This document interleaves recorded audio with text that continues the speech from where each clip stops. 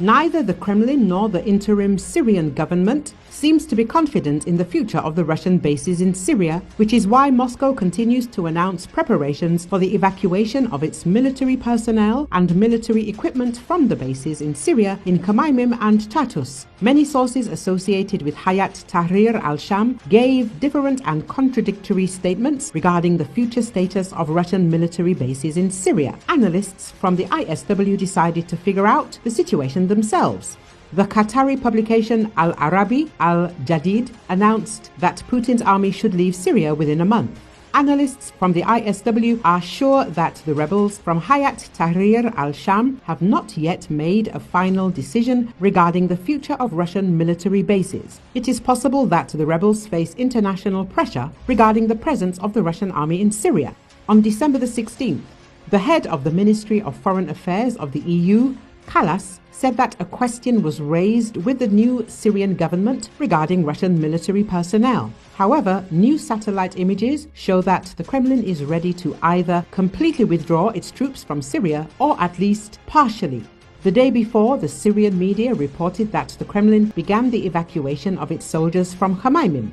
A large military convoy is also being prepared for the withdrawal of troops through Tartus. Russian Il-76 transport aircraft and dozens of military vehicles on the runway of the Khmeimim airbase, as well as dozens of Russian military vehicles assembled in the port of Tartus, are visible on Maktar satellite images from December the 15th to the 17th. Russia will probably take this preliminary position and withdraw some assets in case the Russian Federation decides to deny it further military presence in Syria, but it remains unclear what the Russian Federation intends to do. Russia has begun withdrawing a large amount of military equipment and troops from Syria following the ouster of former Syrian President Bashar al-Assad, according to 2 US officials and a Western official familiar with the intelligence. The officials characterized the Russian withdrawal as large-scale and significant and said it began last week, but it is not clear whether it will be permanent. The officials noted, US and Western intelligence suggests that Russian officials have been trying to determine whether Hayat Tahrir al-Sham, the main rebel group now in charge of Syria, is open to a negotiated settlement of some kind that would allow Russia to remain in some of its key bases, the sources all said. Those bases include Russia's Khmeimim air base in Latakia and a port facility at Tartus.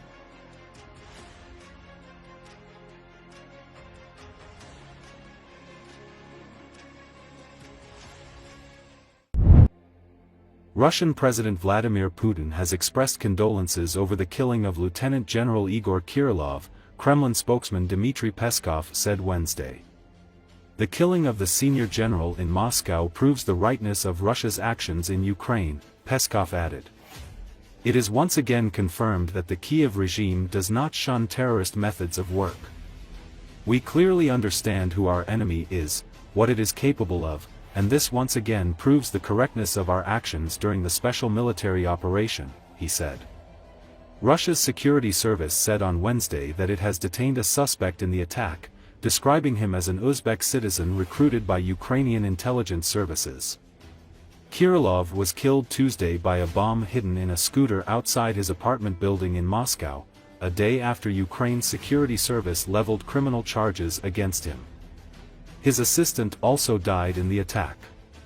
A Ukrainian official said the service carried out the attack. Russia's Federal Security Service, or FSB, didn't name the suspect, but said he was born in 1995. According to a statement by the FSB, the suspect said himself that he was recruited by Ukrainian special services. The FSB said the suspect had been promised a reward of $100,000 and permission to move to a European Union country in exchange for killing Kirillov.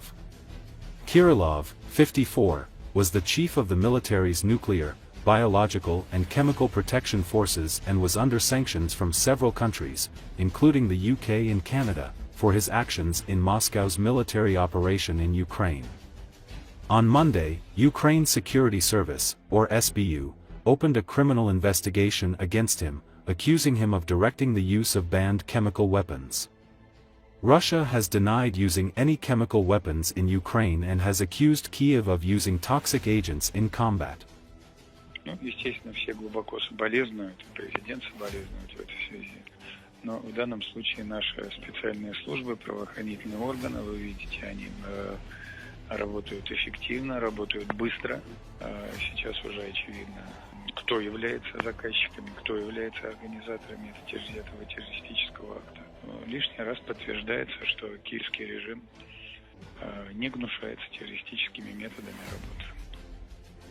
Мы четко понимаем, кто наш враг, на что он способен, и это лишний раз доказывает правоту наших действий в ходе специальной военной операции.